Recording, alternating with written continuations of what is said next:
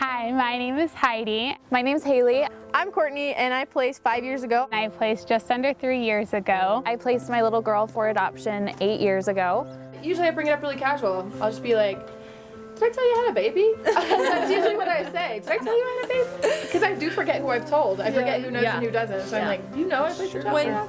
I wasn't one of the birth moms who religiously went to group. I did go a couple of times and met some pretty amazing women that I'm still really close with. And that has blessed my life dramatically. I think it would bless it more if I would have gone more times, but I just didn't, which I kind of regret now. And I was so determined to do it on my own and be that girl. And it was really hard. And so I started going to group.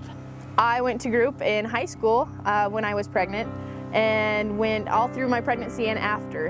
And I felt like group was an important and integral part of my healing process. When Courtney was struggling on how to tell her husband, her boyfriend at the time, about her adoption, you know, we were able to chime in, and Kirsty, when she was trying to figure out, you know, about having a child after birth, we were able to help her. And those meetings got me through some of the hardest times in my life. I had been struggling so hard. Like I am teenage pregnancy. I got pregnant outside of wedlock. Yeah, I'm another statistic. I'm the statistic, and she made it like, you know what?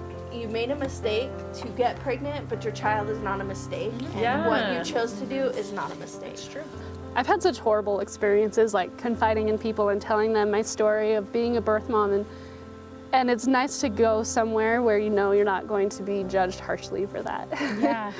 And I know with the birth mothers that I'm friends with that I can text them at any time, and when I'm crying on the floor because I have a bad day, and I can call them and they will let me know that they love me and that they are there for me. And we have a connection and a bond that you can't get anywhere else.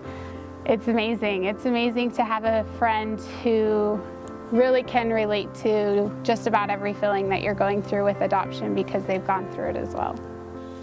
I enjoy being a birth mom, and I never thought I would.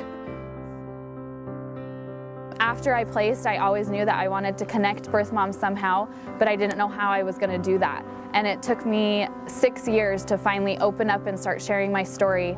And one day it just hit me that I wanted to do something where I could get birth moms together and show these birth moms that there's other women like them. Your involvement in the community isn't going to be the same for everyone. Some people are a little more private, some people are more open. And also it's something that you evolve into. In the beginning, I wasn't near as out of the closet as I am now. I just now am getting to the point where I'm like, why am I hiding it? Like, this is me, and I'm like hiding who I am. And it's trying to get out. out. Which is like trapping. And you're like, I feel like trapped. And so I'm just like, it's so empowering to be like, you know, that's not who I am. I'm not the person to hide like this huge dramatic event that happened in my life that changed me for the better. I have some birth mom friends who their adoption is a lot more private part of their life. They don't share it with a lot of people, and that's totally okay, that's totally acceptable. And so a lot of times they'll decide not to participate in a lot of the birth mom things that we have going on, but sometimes they need it. And so, you know, they can reach out and say, hey, I'm going through a hard time, and we can make it more of a private thing for them and connect with them and make sure that she still understands that we're there for her, even if it's not some big, huge event. One thing that I really like that I've heard said millions of times is you don't have to move on, but you do need to move forward. And I think the thing that the three of us and all our friends, you know, that are helping us, you know, we've helped each other move forward. We've helped each other say, you know what, it's okay. It's okay that you placed, and it's okay to grieve sometimes, but you've got to pick up, get out, and go do something too, you know? You can't stay and cry forever.